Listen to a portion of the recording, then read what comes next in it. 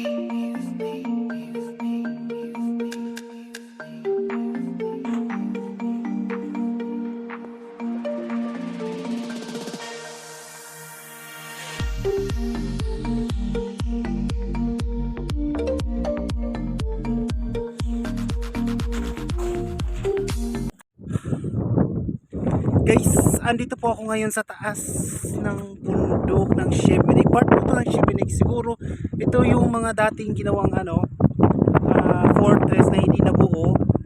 Unlike sa apat na yun, ito mga kuta ata to dati. So let's check ko. Ang dami po nilang ginagawa pa ito sa bukid na to. At imagine guys, ang tuktok nito, nasa tuktok ito ha. Kung paano ito na ginawa, kayo na po bahala mag-isip. Pero guys, ma-amaze po kayo sa ganda ng Shibinic po. Kung mahilig po kayong mag-camping at nandito po kayo sa part ng Shibinic, try nyo pong libutin ito. Actually, sa taas lang po ito ng... Kung galing po kayo dito sa may Emlinar or Emlinar Factory, ayan, sa bundok na yon, hindi po yung sa katapat na bundok po. Yan makikita nyo yung ganda ng Shibinic. Oh my gosh. I was really amazed po. Po tayo ngayon dito sa parte ng Shibinic. At meron naman pong daanan na madadaanan natin. So hindi tayo maliligaw. Check lang natin to. At nililibot ko po talaga kung gaano to kaganda ang Shibinic. Kasi maliit lang po to na lugar, pero yung bulubundukin po nila, yung mga bundok-bundok nila, medyo hindi talaga nila pinapagalaw. Hinahayaan po nila yung katangian ng ganda ng Shibinic. So isang oras na po ako naglalakad dito. At hindi ko alam kung saan ako lulusot ito, pero let's see. I-check natin kung makakalabas tayo. Hopefully. Guys, imagine kung ganyan kaganda yung makikita nyo. Ayan, may daanan tayo. Hindi naman pwede. Hindi tayo maliligaw nito. Kaso hindi natin alam kung saan tayo lulusot. Kasi sa sobrang dami ng daanan, hindi natin alam kung ito na ba yun. Pero let's see. Try nyo naman, check nyo naman po. Ang ganda po ng, ayan o. Ayan. Party-party po kasi to. Maliit lang yung Shibinic.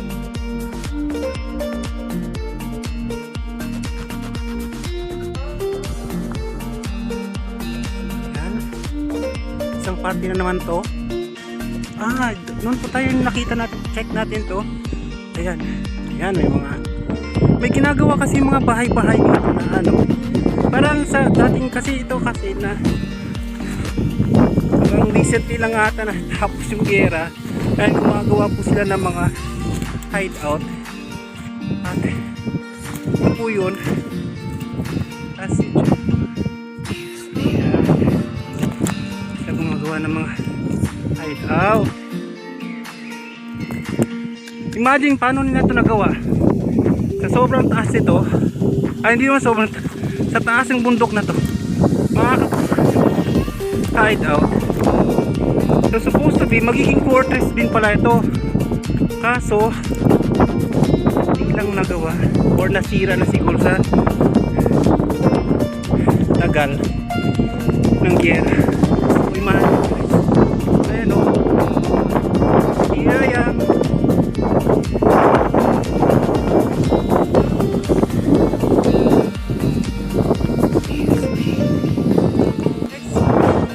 Imagine, nasa taas po tayo, nasa tuktok tayo ng bundok. Kita natin around Shibinic. Ayan na po siya guys. Medyo nakakatakot kasi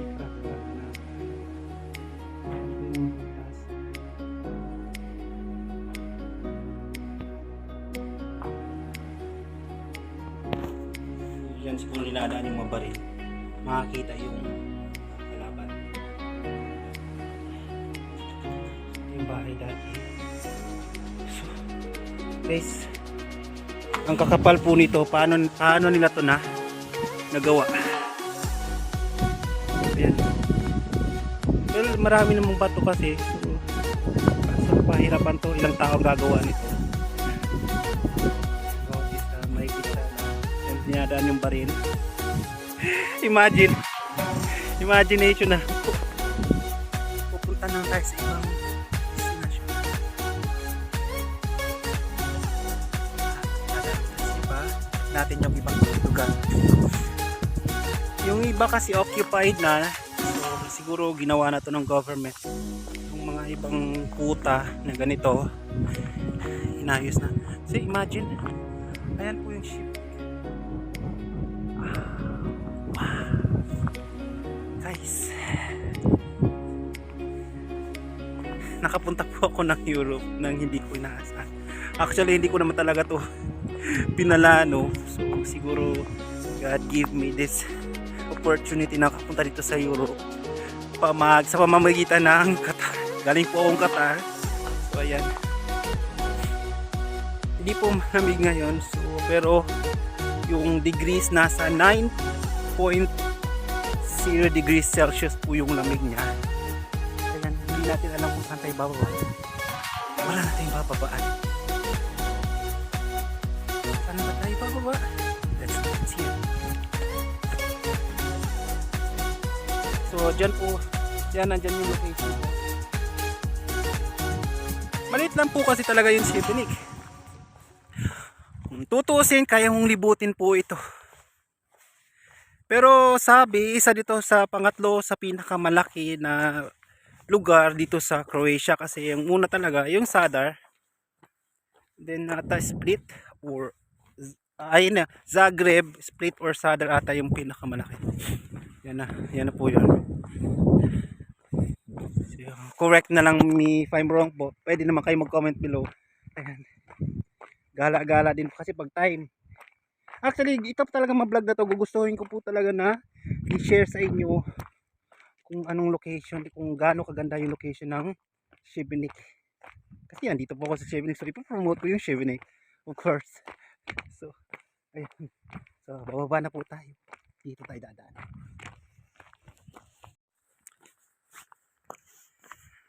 Guys, sa lahat po ng bago sa channel ko, please subscribe po and like na po. May comment din po kayo dyan. Mag-comment po kayo kung gusto nyo. Kasi ito talaga balak natin libutin ng Šibenik. Magtutour tayo around Šibenik po ang gagawin natin. Hopefully, sunod naman is we go to Zadar or Split. Pag may pera na tayo. But as of now, dito lang po muna tayo sa Šibenik. Okay po. So ayan po, hindi na po tayo maliligaw. Ayan, finally uwi na po tayo. Ayan. Ito po kasi yung palatandaan ko na makakabalik na ako sa pinanggalingan ko. So next destination naman natin, pupuntahin natin yan, that side. Pero as of now, hindi muna. So ayan, dito lang muna. Ayan o.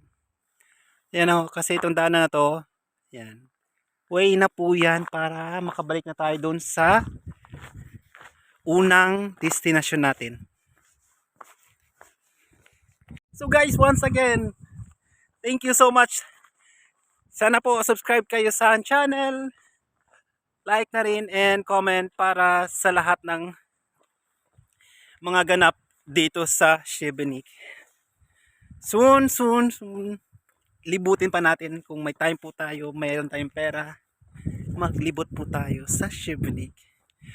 So guys, thank you so much. Yours Jake Channel.